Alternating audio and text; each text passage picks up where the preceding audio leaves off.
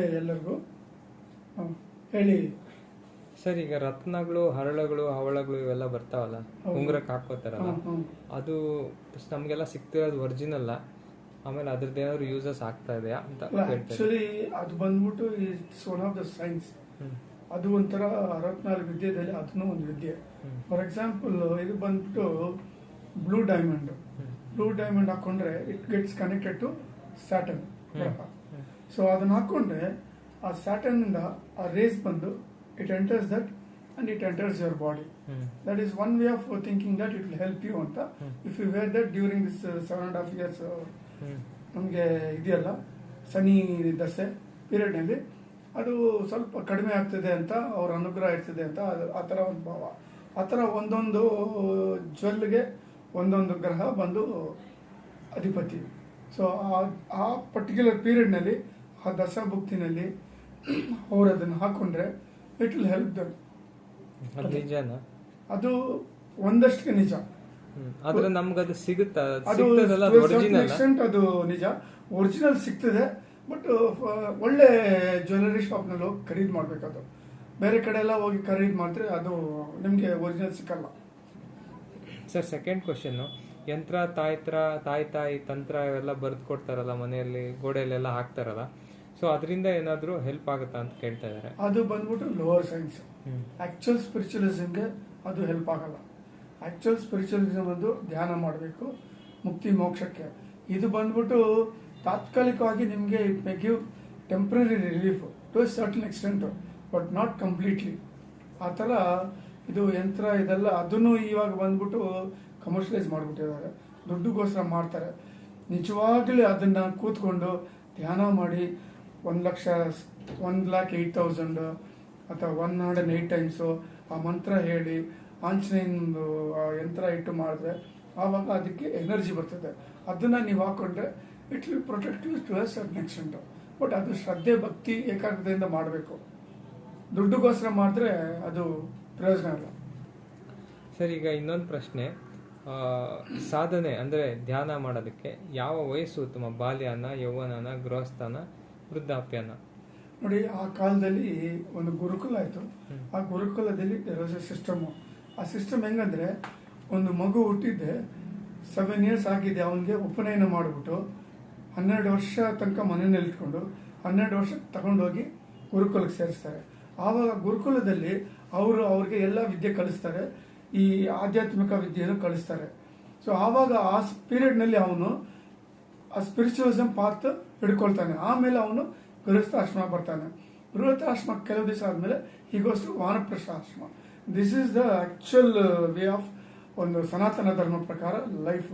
But ಕಲಿಯುಗದಲ್ಲಿ ಏನಾಗಿದೆ, ಕಲಿ ಪ್ರಭಾವದಿಂದ, ಯುಗ ಧರ್ಮದಿಂದ everything has changed, everything has been commercialised. ಇವಾಗ ಹೆಂಗಂದ್ರೆ ಹಂಗೆ ಈ ಒಂದು ನಾಲೆಡ್ಜ್ನ ಕೊಡ್ತಾ ಇದ್ದಾರೆ. ಇವಾಗ ಅದು ಆ ಸಿಸ್ಟಮ್ ಅಪ್ಲೈ ಆಗಲ್ಲ. ಸೊ ಇವಾಗ ನಿಮಗೆ ಒಂದು ಒಳ್ಳೆ ಗುರು ಸಿಕ್ಕಿದ್ರೆ, ಅವ್ರ ಹತ್ರದಿಂದ ನಿಮಗೆ ಒಳ್ಳೆ ಮಾರ್ಗ ತೋರಿಸಿದ್ರೆ, ಆ ಪೀರಿಯಡೇ ನಿಮಗೆ ಒಳ್ಳೆ ಪೀರಿಯಡ್ ಫಾರ್ ಸ್ಪಿರಿಚುವಲಿಸಮ್. ಅದು ಯಂಗ್ನಲ್ಲಿ ಸಿಕ್ಬೋದು, ಇಲ್ಲ ಬೇರೆ ನಿಮ್ಮ ಏಜ್ನಲ್ಲಿ ಸಿಕ್ಬೋದು, ಯಾವಾಗ ಸಿಕ್ಬೋದು ಗೊತ್ತಾಗಲ್ಲ. ಅದು ನಿಮ್ಮ ಕರ್ಮಾನುಸಾರ, ನಿಮ್ಮ ಕರ್ಮಫಲದಿಂದ ಒಂದು ಗುರು ಸಿಕ್ಕೋದು. ಓಕೆ, ಈಗ ನಮ್ಮ ಮನೆಯಲ್ಲೇ ಯಾವುದಾದ್ರೂ ಮಕ್ಕಳು ಇರ್ಕೊಳ್ಳಿ, ಅವ್ರಿಗೆ ನಾವು ಧ್ಯಾನ ಮಾಡೋದಕ್ಕೆ ಯಾವ ಏಜಿಂದ ಏನಾದ್ರು ಇದೆಯಾ, ಅಥವಾ ಅವ್ರಿಗೆ ಎಷ್ಟು ಬೇಗ ಅವ್ರಿಗೆ ನೋಡಿ 7 years ಇಂದ ಅವ್ರಿಗೆ ನಾವು ನಮ್ಮ ಸನಾತನ ಧರ್ಮ ಬಗ್ಗೆ ಇನ್ಕನ್ಕ್ಲೇಟ್ ಮಾಡಬೇಕು. ಸ್ವಲ್ಪ ಅವ್ರಿಗೆ ಚಿಕ್ಕ ಶ್ಲೋಕಗಳು ಹೇಳಿ, ಈ ತರ ಅಂತ ಹೇಳಿ ಅಭ್ಯಾಸ ಮಾಡಿ ಮಾಡಿ ಮಾಡಿ ಒಂದು ಮೆಚ್ಯೂರಿಟಿ ಬರುವಾಗ ಆವಾಗ ಅವ್ರಿಗೆ ಧ್ಯಾನ ಮಾರ್ಗದಲ್ಲಿ ಅವ್ರನ್ನ ಕೂರಿಸ್ಬೇಕು ನಾವು. ಇನ್ನೊಬ್ಬರ ಪ್ರಶ್ನೆ ಸರ್, ಈಗ ಧ್ಯಾನ ಮಾಡೋದು ರೆಗ್ಯುಲರ್ ಆಗಿ ಮಾಡೋದಾ, ಡೈಲಿ ಮಾಡಲೇಬೇಕಾ, ಅಥವಾ ಒಂದಷ್ಟು ದಿವಸ ಮಾಡಿಬಿಟ್ಟು ಮತ್ತೆ ಒಂದಷ್ಟು ದಿವಸ ಮಾಡೋದು, ಆ ಥರ ಏನಾದರೂ ಬಿಟ್ಟು ಮಾಡ್ಬೋದಾ? ನೋಡಿ, ನಮ್ಮಲ್ಲಿ ಎರಡಿದೆ. ಒಂದು ಫಿಸಿಕಲ್ ಬಾಡಿ ಇದೆ, ಒಂದು ಸ್ಪಿರಿಚುವಲ್ ಬಾಡಿ ಇದೆ. ಸೊ ನೀವು ಫಿಸಿಕಲ್ ಬಾಡಿ ಮೇಂಟೈನ್ ಮಾಡೋಕ್ಕೆ ದಿನ ಊಟ ಮಾಡ್ತೀರ.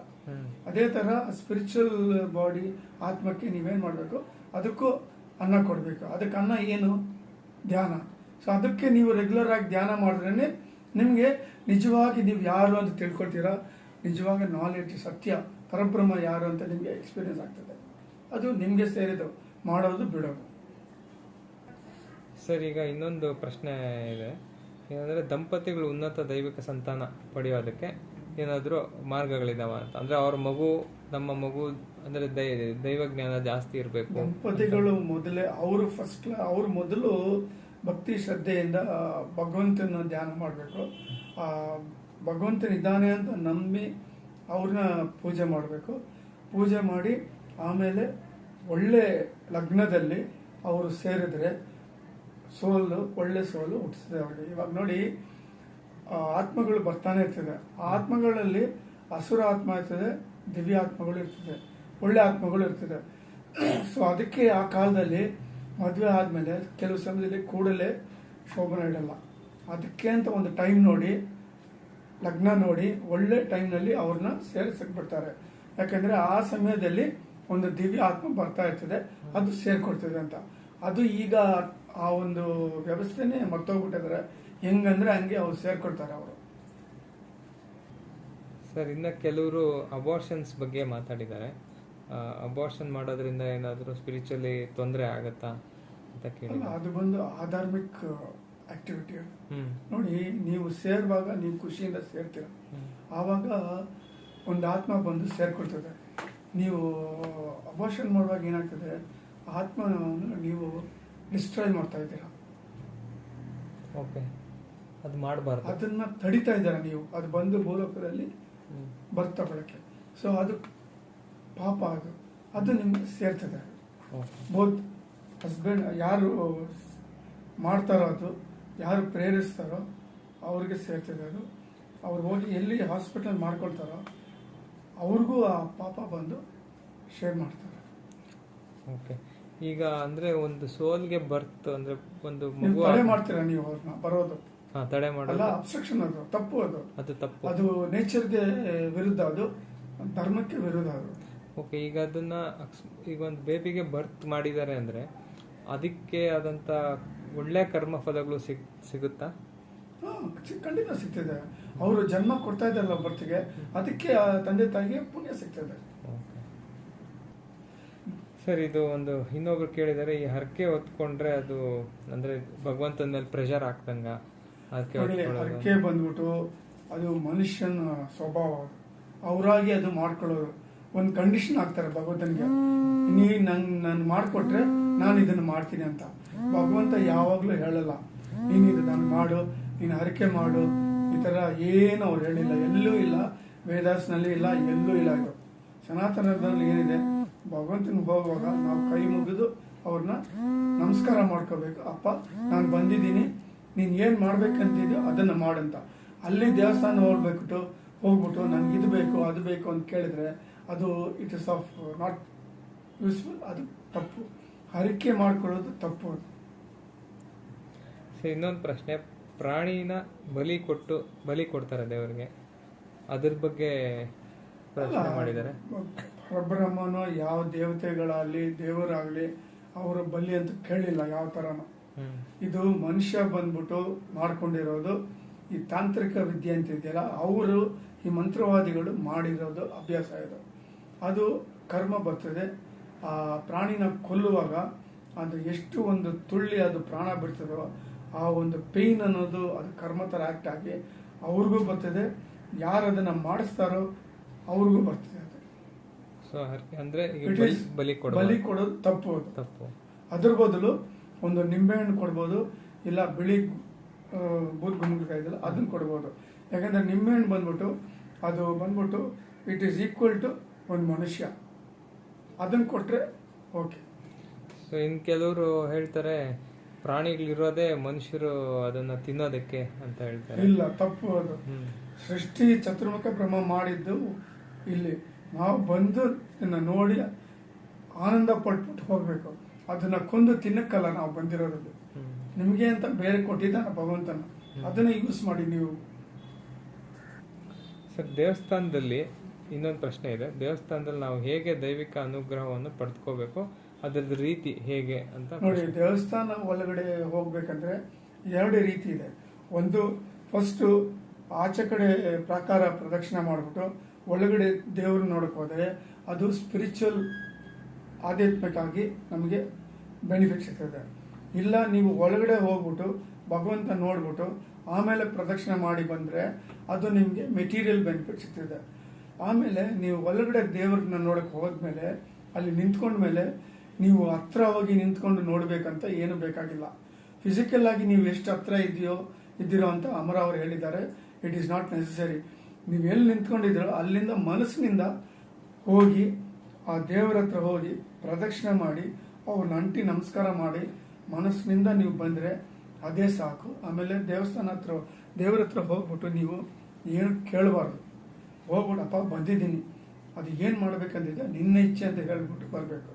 ಆಮೇಲೆ ನಮಸ್ಕಾರ ಮಾಡೋದು ಧ್ವಜಸ್ತಂಭ ಆಚೆ ಬಂದು ನಮಸ್ಕಾರ ಮಾಡಬೇಕು. ಸಾಷ್ಟಾಂಗ ನಮಸ್ಕಾರ ಲೇಡೀಸ್ ನಮಸ್ಕಾರ ಮಾಡೋದು. ಆ ಒಳಗಡೆ ಫುಲ್ಲು ದೇವಸ್ಥಾನ ಬಾಡಿ ಅದು, ಅಲ್ಲಿ ಯಾರು ನಮಸ್ಕಾರ ಮಾಡಬಾರ್ದು.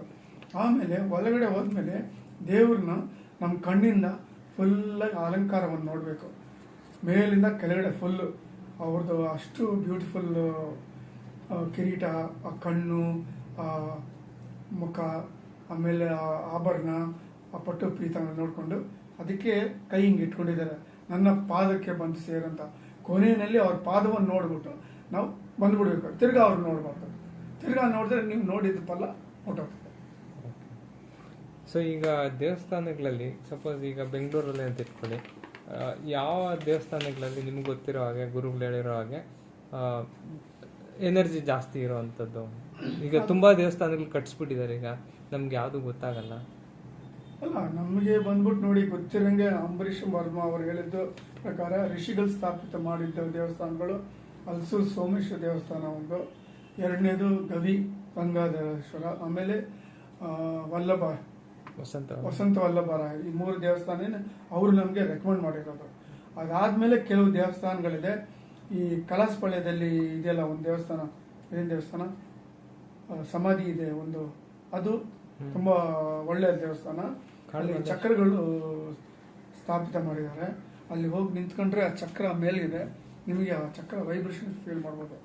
ಅದು ಜ್ಯೋತಿರ್ಲಿಂಗ ದೇವಸ್ಥಾನ, ಕಲಾಶಪಾಳ್ಯ ಹಳೆ ಬಸ್ ಸ್ಟ್ಯಾಂಡ್ ಹಿಂದ್ಗಡೆ ಇದೆ.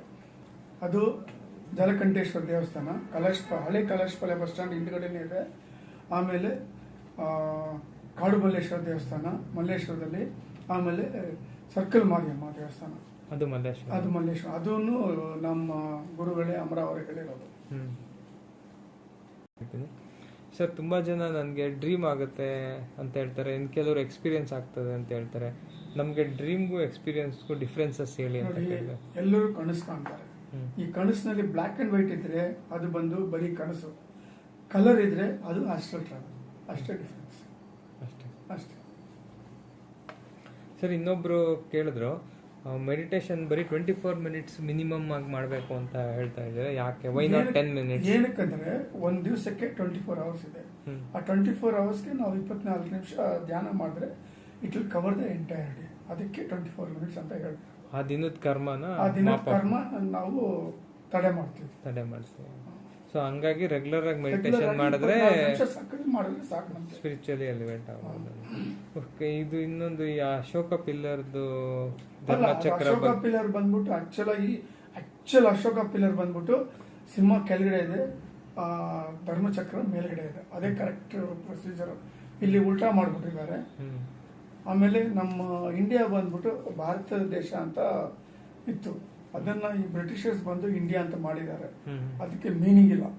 ಸೊ ಅಮರ ಅವರು ಹೇಳಿದ್ರು, ಯಾವಾಗ ನಮ್ಮ ಇಂಡಿಯಾ ಭಾರತ್ ಅಂತ ವರ್ಲ್ಡ್ ನಲ್ಲಿ ಗೊತ್ತಾಗ್ತದೆ ಆವಾಗ it will become A super power. ಇವಾಗ ಸಾಕಷ್ಟು ಜನ ಭಾರತ ದೇಶನೇ ಅಂತಾರೆ. ನೀವು ನೋಡಿ, almost all spiritual personalities, political personalities, ಕೆಲವರೆಲ್ಲ ಆರ್ಗನೈಸೇಷನ್ಸ್ ಎಲ್ಲ ದೇ ಯೂಸ್ ಭಾರತ್ ಅಂತ, ಇಂಡಿಯಾ ಅಂತ ಹೇಳಲ್ಲ. ಸೊ ಇನ್ನೊಂದು ಕ್ವಶನ್, ಆಸ್ಟ್ರಲ್ ಟ್ರಾವೆಲ್ ಯಾರು ಮಾಡ್ಬೋದು? ಕ್ವಶನ್, ಈಗ ನಾವು ಸುಮ್ಮನೆ ನಾನು ಆಸ್ಟ್ರಲ್ ಟ್ರಾವೆಲ್ ಮಾಡ್ಬೋದಾ, ನನ್ನ ಇಷ್ಟಕ್ಕೆ ನಾನು ಮಾಡ್ಬೋದಾ? ಅದಕ್ಕೆ ಯಾರಾದರೂ ಗುರು ಇರಬೇಕಾ, ಫಿಸಿಕಲ್ ಗುರು ಇರಬೇಕಾ, ಆಸ್ಟ್ರಲ್ ಗುರು ಹೆಲ್ಪ್ ಬೇಕಾಗತ್ತಾ? ಇದ್ದು ಸ್ವಲ್ಪ ತುಂಬ ಜನ ಕ್ವಶನ್ ಮಾಡ್ತಾರೆ. ನೋಡಿ, ಆಸ್ಟ್ರಲ್ ಟ್ರಾವೆಲ್ ಅನ್ನೋದು it is a common facility given by Parabrahma to all the human beings. It is a inbuilt facility. But ಅದನ್ನ ನೀವು every one does astral travel daily. Only thing is they don't remember and they are not guided properly. Actually astral travel ಮಾಡಬೇಕಂದ್ರೆ you require a guru who will impart that knowledge to you and he will guide you. Without guidance of a guru, you should not do astral travel. Because ಬ್ರಹ್ಮಾಂಡದಲ್ಲಿ there are both negative forces and positive forces. ಅಸುರಗಳಿದ್ದಾರೆ, plus there is a black hole.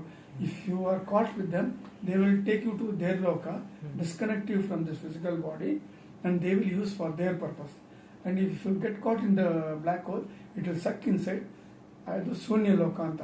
So ಅಲ್ಲಿ you are destroyed completely. You cannot come out of it. It is very difficult. No one can come out from ಶೂನ್ಯ ಲೋಕ. ಅದಕ್ಕೆ a guru is necessary, and astral travel should be used for dharmic purpose, for the good purpose, not negativityಗಾಗಿ use ಮಾಡಬಾರ್ದು.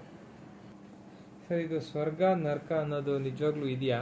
ನಿಜವಾಗ್ಲೂ ಇದ್ರೆ ಇದೆ. ಯಾವ direction ಅಲ್ಲಿ ಇದೆ? ನಿಜವಾಗ್ಲೂ ಇದೆ. ಅದು ಏನಂದ್ರೆ ನಾವು ಇಲ್ಲಿಂದ ಸಾಮಾನ್ಯ ಮನುಷ್ಯರು ತೀರೋಗ್ತಾರಲ್ಲ, ಅವ್ರನ್ನ ಯಮದೂತಗಳು ಬಂದು ಯಮಲೋಕಕ್ಕೆ ಕರ್ಕೊಂಡು ಹೋಗ್ತಾರೆ. ಯಮಲೋಕಕ್ಕೆ ಕರ್ಕೊಂಡೋಗಿ ಅಲ್ಲಿ ಚಿತ್ರಗುಪ್ತ ಹತ್ರ ನಿಲ್ಲಿಸ್ತಾರೆ. ಅವರು ನಮ್ಮ ಜಾತಕ ತೆಗಿತಾರೆ, ಪ್ಲಸ್ ಅಂಡ್ ಮೈನಸ್, ಪಾಪ ಪುಣ್ಯ ತೆಗಿತಾರೆ. ಇವಾಗ ಪುಣ್ಯ ಸ್ವಲ್ಪ ಕಡಿಮೆ ಇದ್ರೆ ಅವರು ಇಂದ್ರಲೋಕಕ್ಕೆ ಕಳಿಸ್ತಾರೆ. ಇಂದ್ರಲೋಕ ಅಂದರೆ ಸ್ವರ್ಗ. ಸೊ ನೀವು ಅಲ್ಲಿ ಆ ಸ್ವರ್ಗದಲ್ಲಿ ನೀವು ಆ ಪುಣ್ಯವನ್ನು ನೀವು ಕಳೀಬೋದು.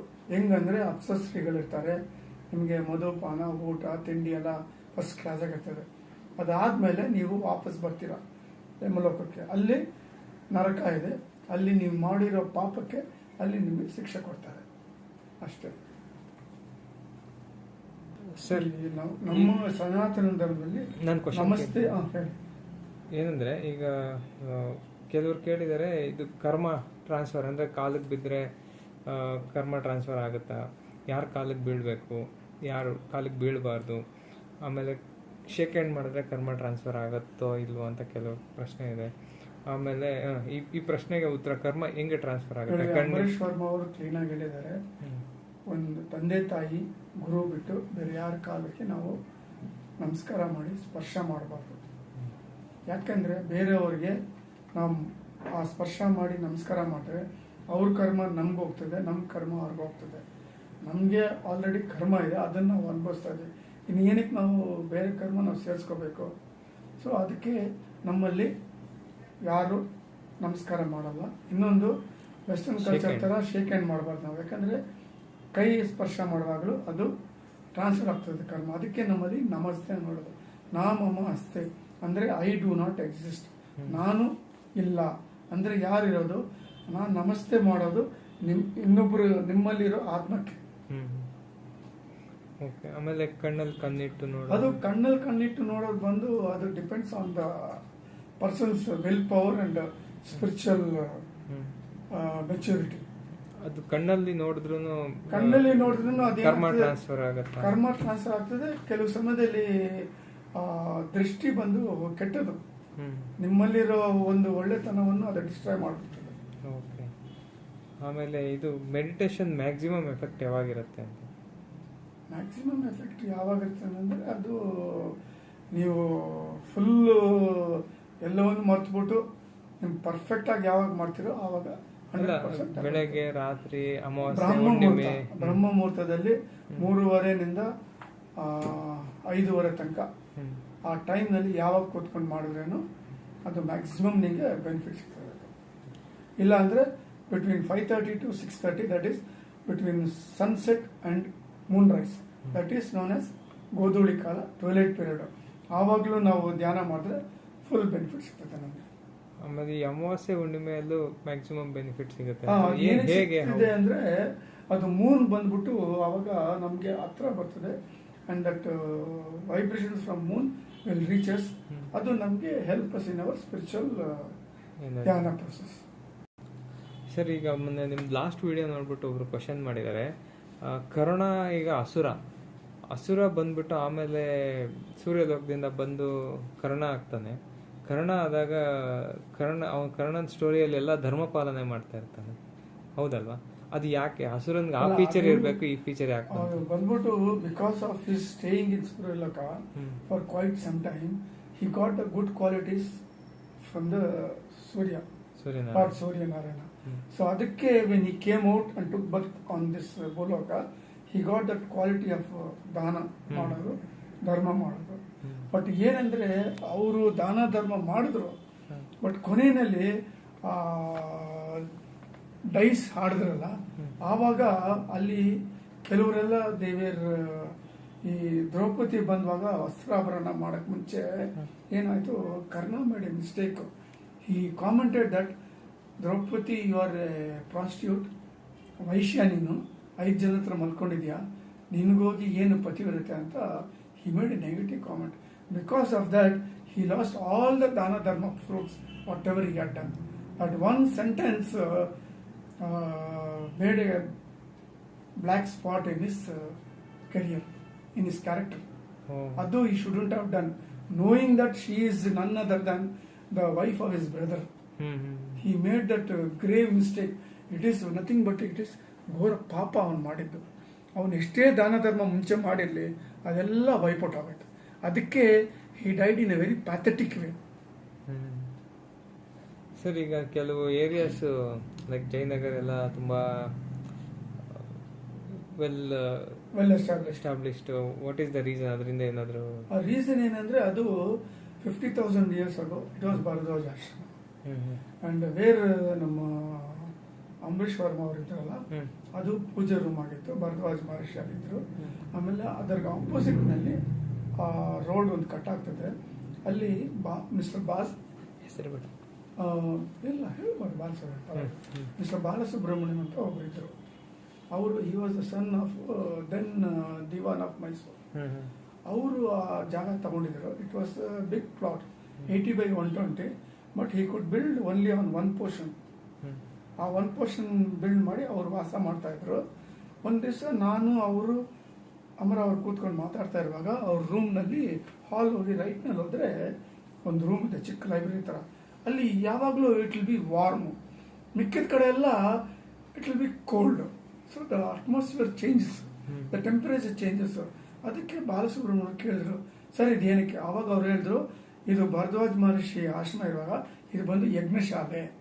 ಅವ್ರು ಮಾಡಿದ್ದ ಯಜ್ಞ ಕಂಟಿನ್ಯೂಸ್ ಆಗಿ ಆ ಒಂದು ಶಾಖ ಇನ್ನು ನಾವು ಫೀಲ್ ಮಾಡ್ತಾ ಇದ್ದೀವಿ ಅಂತ. ಬಾಲಸುಬ್ರಹ್ಮಣ್ಯಂ ಬಂದ್ಬಿಟ್ಟು he was ಸಮುದ್ರ ರಾಜ. He was brought here and he was taken birth to maintain that place, the sanctity of that place. Because ಆ ಕಾರ್ನರ್ನಲ್ಲಿ, ದಟ್ ಈಸ್ ನಾರ್ತ್ ವೆಸ್ಟ್ ಕಾರ್ನರ್ಲಿ, ದೇರ್ ಇಸ್ ಅ ಶಿವಲಿಂಗ ಕೆಳಗಡೆ. ಅದು ಕೆಲವು ದಿವಸ ಆದ್ಮೇಲೆ it will come up. A snake is guarding that place now also. ಆಮೇಲೆ ಇನ್ನೊಂದು, ಈ ಆಂಜನೇಯ ಸ್ವಾಮಿಗೆ ಟೇಲು ಫೇಸ್ ಎಲ್ಲ ಮಂಕಿ ತರ ಅಲ್ಲ, ಅದು ನಾವು ಮನುಷ್ಯರ ಹತ್ರ ಆಕಾರ ಕೊಟ್ಟಿರೋದು. ಆಕ್ಚುಲಿ ನರ ಅಂದ್ರೆ ಇನ್ನೊಂದು, ನರ ಅಂದ್ರೆ ಮನುಷ್ಯ. They are different type of human beings. So ಅಂದ್ರೆ ಅವ್ರಿಗೆ ಆತರ ಫೇಸ್ ಇತ್ತ, ಬಾಲ ಇತ್ತು, they were normal human beings. ಬಾಲ ಏನಿರ್ಲಿಲ್ಲ, ಬಾಲ ಎಲ್ಲ ಏನಿರ್ಲಿಲ್ಲ. ನಾವು ಅದನ್ನ ಡಿಫರೆಂಟ್ ಟೈಪ್. ನಾವು ಕಲಿಯುಗದಲ್ಲ ನಾವು ಆ ಥರ ಮಾಡ್ಕೊಂಡ್ಬಿಟ್ಟಿದ್ದೀವಿ. ಆಮೇಲೆ ಪ್ರಾಣಾಯಾಮ, ಇನ್ನೊಂದು ಕ್ವಶನ್, ಪ್ರಾಣಾಯಾಮ ಮಾಡಿ ಆದ್ಮೇಲೆ ಮೆಡಿಟೇಷನ್ ಮಾಡಿದ್ರೆ ಏನಾದ್ರು ಎಕ್ಸ್ಟ್ರಾ ಬೆನಿಫಿಟ್ಸ್ ಇದೆಯಾ? ಪ್ರಾಣಾಯಾಮಗೂ ಮೆಡಿಟೇಷನ್ಗೂ ಏನಾದ್ರು ಲಿಂಕ್ ಇದೆಯಾ ಅಂತ ನೋಡಿ. ಇದು ಪತಂಜಲಿ ಮಹರ್ಷಿ ಬಂದು ಯಾರಿಲ್ಲ, ಹಿ ವಾಸ್ ಆದಿಶೇಷ. ಅವ್ರು ಬಂದ್ಬಿಟ್ಟು ಅಷ್ಟಾಂಗ ಯೋಗ ಕೊಟ್ಟರು ನನಗೆ. ಅದರಲ್ಲಿ ಪ್ರಾಣಾಯಾಮ ಬಂದು ಒಂದು, ದೇರ್ ಆರ್ 32 ವೆರೈಟೀಸ್ ಆಫ್ ಪ್ರಾಣಾಯಾಮ. ಈ ಪ್ರಾಣಾಯಾಮ ಏನಕ್ಕೆ ಕೊಟ್ಟರು ಅಂದರೆ, ನೋಡಿ, ಒಂದು ಮನುಷ್ಯ ಬಂದ್ಬಿಟ್ಟು ಒಂದು ದಿವಸಕ್ಕೆ 21,600 ಶ್ವಾಸ ಮಾಡ್ತಾನೆ. ದಟ್ ಈಸ್ ಇಸ್ ಡೈಲಿ ಶ್ವಾಸ. ಇದು ಮನುಷ್ಯ ಬಂದ್ಬಿಟ್ಟು ಸತ್ತೋಗ್ತಾನೆ ಅಂತಾರೆ at the age of 70. No, that is not correct. The age is not criteria. Number of breathings, when he finishes on this earth, he leaves the prana. That is actually the time of death ಅನ್ನೋದು. So ಅದನ್ನ ಈ ಪ್ರಾಣಾಯಾಮದಲ್ಲಿ ಈ breathing process ಇದೆಯಲ್ಲ, ಅದನ್ನ ಎಷ್ಟು ನಾವು slow ಮಾಡಿ control ಮಾಡ್ತೀವೋ ಅಷ್ಟು ಲಾಂಗೋವಿಟಿ ಆಫ್ ಲೈಫ್ ಬರ್ತದೆ. ಅದು ಈ ಋಷಿಗಳು, when they reach samadhi stage, the breathing is almost nil. That is why they live for thousands of years. ಇದೇನಾಗ್ತದೆ, there is a biological clock in our brain. This brain clock ಬಂದು it goes on ticking due to this breathing. As this breathing slows down, the ticking also slows down, and at a particular time it stops. That is why Lord Ishvara, when he gave Chiranjeevi to Markandeya Maharshi, he stopped the clock at the age of 16. That is how Chiranjeevi ಆಗೋದು. So pranayama it is ಮುಖ್ಯ for ಧ್ಯಾನ meditation. Sir, ಈಗ ಇನ್ನೊಂದು question ಮಾಡಿದ್ದಾರೆ Satish sir. ಮನುಷ್ಯ ಸತ್ತ ಮೇಲೇನು ಆತ್ಮಕ್ಕೆ ನೆನಪುಗಳು ಇರುತ್ತಾ? ಅಪ್ಪ, ಅಮ್ಮ, ತಂಗಿ, ತಮ್ಮ ಇವರೆಲ್ಲರ ಮೇಲೆ ಮೋಹ ಮತ್ತೆ ಎಲ್ಲ ಇರುತ್ತಾ, ನೆನಪುಗಳೆಲ್ಲ ಇರುತ್ತಾ ಅಂತ ಕೇಳ್ತಾರೆ. ಅದೇ ಅಮರವ್ರು ಏನು ಹೇಳಿದ್ರು, ಯಾವಾಗ ನೀವು ಬಂದ್ಬಿಟ್ಟು ಈ ಮೆಟೀರಿಯಲ್ ಥಿಂಕಿಂಗ್ ಬಿಟ್ಬಿಟ್ಟು, ಅಟ್ಯಾಚ್ಮೆಂಟ್ ಬಿಟ್ಬಿಟ್ಟು ನಿಮ್ಮ ಮೈಂಡ್ನಲ್ಲಿ ಕೈಲಾಸ ಇಲ್ಲ ವೈಕುಂಠ ಇಟ್ಕೋಬೇಕು. ಯಾಕೆಂದರೆ ನೀವು ಯಾವಾಗ ಪ್ರಾಣ ಬಿಡ್ತೀರ ಗೊತ್ತಾಗಲ್ಲ. ಆ ಸಮಯದಲ್ಲಿ ನೀವು ಈ ಮೆಟೀರಿಯಲ್ಗೆ ನೀವು ಜ್ಞಾಪಕ ಇಟ್ಕೊಂಡ್ರೆ, ಆ ಮಗನಿಗೆ ಮದುವೆ ಆಗಿಲ್ಲ, ನಾನು ಮನೆ ಕಟ್ಟಿಲ್ಲ, ಇದು ಮಾಡಿಲ್ಲ, ಅದು ಮಾಡಿಲ್ಲ ಅಂದರೆ ನೀವು ಯಾವಾಗ ಪ್ರಾಣ ಬಿಡ್ತೀರೋ ಸೊ ಆತ್ಮ ಬಂದು ಅಲ್ಲೇ ಎತ್ಕೊಂಡು ಅಲ್ಲೇ ಸುತ್ತಾ ಇರ್ತದೆ. ಆವಾಗ ಯಮಲೋಕದಿಂದ ಯಮದೂತಗಳು ಬಂದು ಕರ್ಕೊಂಡು ಹೋಗ್ತಾರೆ, ನೀವು ಪುನರ್ಜನ್ಮ ಬರ್ತೀರ. ಇಲ್ಲ ಅಂದರೆ ಒಂದು ಭಕ್ತ ಇದ್ದರೆ, ಶಿವಭಕ್ತ ಆಗಿದ್ರೆ ಅವನ ಕೊನೆಯಲ್ಲಿ ಶಿವ ಶಿವ ಅಂತಾನಲ್ಲ, ಆವಾಗ ಅವ್ನು ಕೈಲಾಸ ಹೋಗ್ತಾನೆ. ಇಲ್ಲ ಓಂ ನಾರಾಯಣ ಅಂತ ಕೃಷ್ಣ ಅಂತ ಇದ್ರೆ ಅವನು ಬಂದ್ಬಿಟ್ಟು ವೈಕುಂಠಕ್ಕೆ ಹೋಗ್ತಾನೆ. ಯಾರು ಧ್ಯಾನ ಮಾಡಿರ್ತಾರೋ ಅವರು they will go for higher locus. So ಇದು ಆ್ಯಕ್ಚುಲ್ ಆಗಿ the time of death is more important. ಆ ಸಮಯದಲ್ಲಿ ನೀವು ಬಂದ್ಬಿಟ್ಟು ಸ್ಪಿರಿಚುವಲಿಸಮ್ನಲ್ಲಿ ತುಂಬಾ ಇನ್ವಾಲ್ವ್ ಮಾಡಬೇಕು. ಈಗ ಪರಬ್ರಹ್ಮ ಅಂತ ಅನ್ಕೊಂಡು ಸಾಯ್ಬೇಕಾದ್ರೆ ಪರಬ್ರಹ್ಮ ಹೋಗ್ಬಿಡ್ತೀರಾ, ಮೋಕ್ಷ ಸಿಕ್ಕೋದು ಖಂಡಿತ. ಬಟ್ ಅದು ನೀವು ಏನ್ ನೆನ್ಸ್ಕೊಳ್ತೀರೋ ಅದೇ ನಿಮ್ಗೆ ನೆಕ್ಸ್ಟ್ ಬರೋದು. ನಿಮ್ಗೆ ನೆನ್ಸ್ಕೊಳಕ್ ಆಗತ್ತಾ? ಅದನ್ನ ನೆನ್ಸ್ಕೊಳಕ್ ಆಗ್ತದೆ. ಅದಕ್ಕೆ ಏನ್ ಮಾಡ್ಬೇಕು? ನೀವು ಕೃಷ್ಣ ಕಾನ್ಶಿಯಸ್ ಇರಬೇಕು. ನೀವೇನೇ ಮಾಡಿದ್ರೇನು ಶ್ರೀ ಕೃಷ್ಣ ಅರ್ಪಣಮಸ್ತು, ಶ್ರೀ ಕೃಷ್ಣ ಅರ್ಪಣಮಸ್ತು, ನಾನೆಲ್ಲ ಮಾಡೋದು ಶ್ರೀ ಕೃಷ್ಣನೇ ಮಾಡೋದು ಅಂತ ಬೆಳಗ್ಗೆ ಎದ್ದು ಅವನಿಗೆ ಅರ್ಪಿಸ್ಬಿಟ್ಟು ಇಡೀ ದಿವಸ ಅವನಿಗೆ ಹೇಳಿ ನೈಟ್ ಮಲ್ಕೊಳ್ಳೋವಾಗಲೂ ಶ್ರೀ ಕೃಷ್ಣ ಅರ್ಪಣಮಸ್ತು ಮೇಲೆ ಮಲ್ಕೊಂಡ್ರೆ at the time of the death Shri Krishna will come and take you. This is his promise. ಆಮೇಲೆ ಇನ್ನ ಕೆಲವರು ಒಂದು ಕ್ವಶನ್ ಇದೆ, if parents are bad does the childrens born bad? ಅಂದ್ರೆ ಕೆಟ್ಟ ಪೇರೆಂಟ್ಸ್ಗೆ ಕೆಟ್ಟ ಮಗುನೇ ಹುಟ್ಟುತ್ತಾ ಅನ್ನೋ ಕ್ವಶನ್ ಕೇಳಿದೆ. ಇದಕ್ಕೆ ದೇರ್ ಆರ್ ಮೆನಿ ರೀಸನ್ಸ್.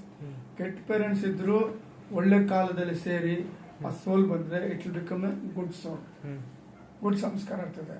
ಇಲ್ಲ ಕೆಟ್ಟಗೆ ಇದ್ರು ಹುಟ್ಟೋ ಮಗು ಕರ್ಮ ಒಳ್ಳೆ ಇದ್ರೆ he will go in a good path. So it all depends on the karmic effect and many factors in it. You cannot particular ಆಗಿ ನಾವು ಹೇಳಕ್ಕಾಗಲ್ಲ.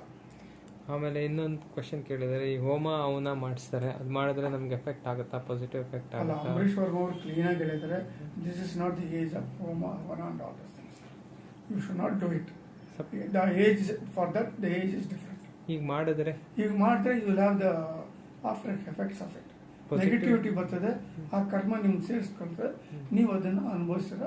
ಯು ವಿಲ್ ನಿಮ್ಮ ಹೆಲ್ತ್ ಸ್ಪಾಯ್ಲ್ ಆಗಿ you will have the consequences of it. ಈಗ ಹೋಮ ಅವನ ಯಾರು ಬೇಕಾದ್ರೂ ಮಾಡ್ಬೋದಾ?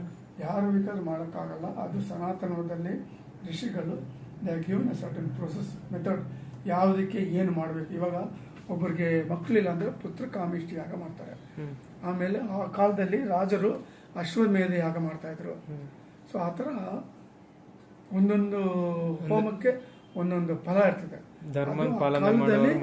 ಒಂದು ಋಷಿ ಬಂದ್ಬಿಟ್ಟು ಅದನ್ನ ಗೈಡ್ ಮಾಡಿ ಅವರು ಹೇಳಿ ಅವ್ರ ಮೂಲಕ ರಾಜರು ಇಲ್ಲ ಯಾರು ಮಾಡ್ತಾ ಇದ್ರು, ಇಲ್ಲ ಒಳ್ಳೆ ಬ್ರಾಹ್ಮಿನ್ ಸ್ಕಾಲರ್ಸ್ ಮಾಡ್ತಾ ಇದ್ರು. ಸೊ ಯಾರು ಅಂದ್ರೆ ಅದು ಮಾಡೋರು ಕೂಡ ಫುಲ್ ಧರ್ಮ ಫುಲ್ ಧಾರ್ಮಿಕವಾಗಿರ್ಬೇಕು, ಸಾತ್ವಿಕ ಇರಬೇಕು, ಫುಲ್ ನಾಲೆಜ್ ಇರಬೇಕು. ಅರ್ಧ ಬರ್ಧ ತಿಳ್ಕೊಂಡು ಮಾಡಿದ್ರೆ ಅವ್ರಿಗೆ ನೆಗೆಟಿವಿಟಿ ಮಾಡೋವ್ರಿಗೂ ಹೊಳಿತದೆ, ಮಾಡಿಸೋರ್ಗೂ ಹೊಡಿತದೆ. ಆಮೇಲೆ ಇದು ಧ್ಯಾನ, ಇನ್ನೊಂದು ಪ್ರಶ್ನೆ ಇದ್ದಾರೆ ಕೇಳಿದ್ದಾರೆ, ಧ್ಯಾನ ಮಾಡಬೇಕು ಅಂದರೆ ಬ್ರಹ್ಮಚಾರ್ಯನೇ ಆಗಿರ್ಬೇಕಾ? ಆಮೇಲೆ ಧ್ಯಾನ ಮಾಡೋದಕ್ಕೆ ಫ್ಯಾಮಿಲಿಯಲ್ಲಿ ಇದ್ಕೊಂಡು ಮಾಡ್ಬೋದಾ? ಫ್ಯಾಮಿಲಿ ಇದು ಮಾಡಿದ್ರೆ ಏನಾದರೂ ಪ್ರಾಬ್ಲಮ್ಮಾ? ಯಾವ್ದು ಬೆಟರು? ಅದಕ್ಕೆ ಏನು ಅಡ್ಡಿ ಇಲ್ಲ. Either you are in brahmacharya are you in grihasthashrama, you can do dhyana, ಅಡ್ಡಿ ಇಲ್ಲ ಅದಕ್ಕೆ. ಓಕೆ. ಆಮೇಲೆ ಬ್ರೀದಿಂಗ್ ಮೆಥಡ್ಸ್ ಏನಾದರೂ ಹೇಳಿದ್ವಲ್ಲ ಪ್ರಾಣಾಯಾಮ, ಅದನ್ನ ಪ್ರಾಕ್ಟೀಸ್ ಮಾಡ್ಕೋಬೇಕು. ಪ್ರಾಣಾಯಾಮ ಮೆಥಡ್ಸ್ ನಿಮ್ಗೆ ಏನಾದರೂ ಗೊತ್ತಿದೆಯಾ? ಒಂದು ಸಿಂಪಲ್ ಮೆಥಡ್ ಇದೆ, ಅದು ಬೇಕಾದ್ರೆ ಪ್ರಾಕ್ಟಿಕಲ್ ಆಗಿ ಯಾರು ಬರ್ತಾರೋ ಅವ್ರಿಗೆ ನಾವು ತೋರಿಸ್ಬೋದು. ಅದು ಹೇಳಕ್ಕಾಗಲ್ಲ. ಅದು ಕೂತ್ಕೊಂಡು ಎದುರುಗಡೆ ನಾವು ಪರ್ಸನಲ್ ಆಗಿ ಹೇಳಬೇಕಾದ್ರೆ. ಇನ್ನೇನಾದ್ರು ಡೌಟ್ಸ್ ಇದ್ರೆ ಮತ್ತೆ ಕೇಳಿ. ನಾವು ಅಂಬರೀಶ್ ವರ್ಮ ಅವರು ಆನ್ಸರ್ ಮಾಡ್ತಾರೆ, ನಾವು ಆನ್ಸರ್ ಮಾಡಲ್ಲ. ಎಲ್ಲ ಅವ್ರಿಗೆ ಸೇರಿದ್ದು. ನಾನು ಇಷ್ಟೊತ್ತು ಏನು ಮಾತಾಡಿದ್ದು ಎಲ್ಲ ಅವರೇ ಆನ್ಸರ್ ಮಾಡಿದ್ದು, ನಂದನ್ನೋದು ಯಾವುದೂ ಇಲ್ಲ. ನಮಸ್ತೆ ನಮಸ್ತೆ ಶ್ರೀ ಕೃಷ್ಣ ಅರ್ಪಣಮಸ್ತು.